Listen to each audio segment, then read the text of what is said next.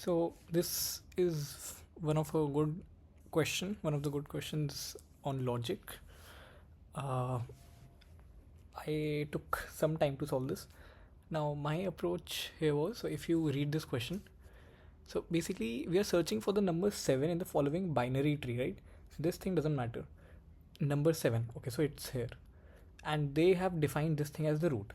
So the algorithm that they are using is that they write down the number currently at the root node. So that's 4, okay? Yeah. If we wrote down 7, then terminate. So basically, task is to take this number all the way to the root, right? Else pick a random edge, right? So we have 4, so we are not terminating, right? Because it's not 7. So we are picking any random edge. Let's say we pick this edge, right? 2, 3. Or you can call it 3, 2. And swap the two numbers at the endpoints of that edge. Now go back to step 1. So so I think you would have understood that we have to take this number all the way to the root. Okay. Now, so let PA, they're defining some probability thing, right? So the PA be the probability that we ever write down the number A after running the algorithm once. Okay, so P1 would mean that we ever write down the number 1, right? Obviously. Okay, so that means we are taking P1 to the root, right? So essentially it means that whatever number is there, right? So obviously there are only 1 to 7, so 7 numbers are involved. So P5 would mean that 5 is at the root, right? Perfect. Now you can see how they have not written P7 here and also P4 here as well. Reason being, they can't write P4, right? Because 4 is already there, right? So it's a, you can say it's a,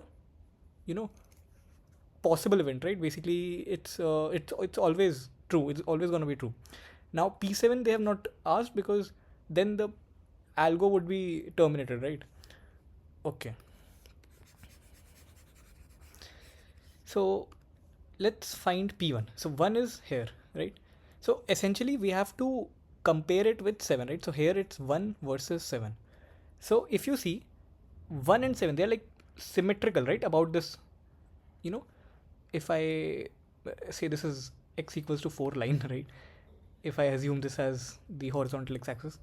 Okay, anyways, right? So they're symmetrical, obviously. They're symmetrical about the binary tree. So it means that they'll have both the same probability of reaching the root, right? That is very clear, right? So P1 becomes half. Now similarly P2, okay, ignore that. P3 also symmetrical with respect to 7, so it will also have the same probability of reaching the root. That is also 1 by 2, and similarly P5 as well.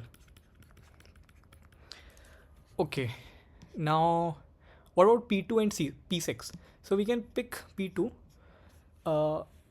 See, P2, we can identify all the edges that has 2 containing in it. So basically one of them is 2 1, another is 2 3, another is 2 4. That's it. And we obviously have to compare this with whatever edges are having 7 in them. So there's only one edge, right, which is 6 7.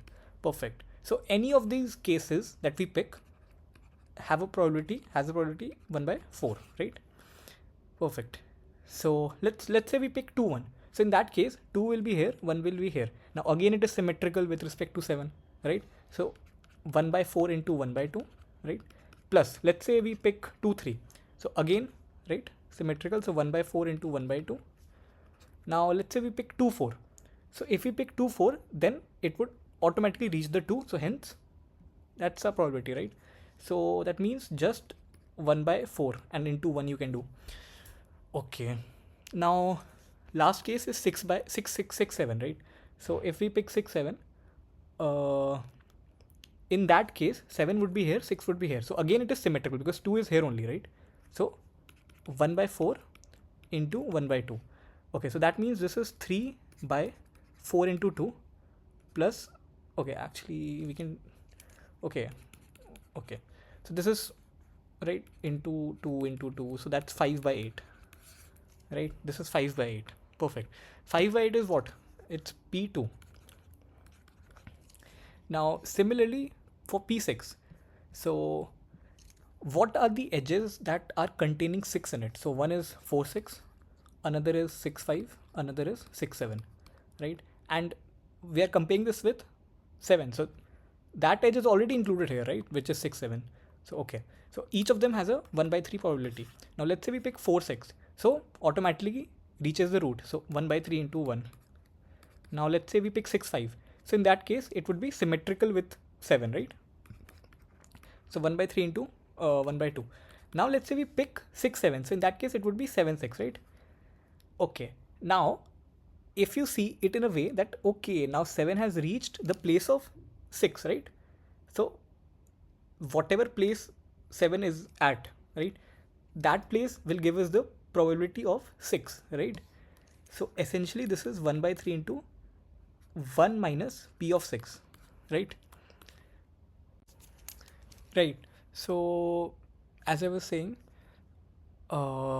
this thing is your 6, right? So basically when we take this edge, which is 6 7, so you will have 7 here and 6 here.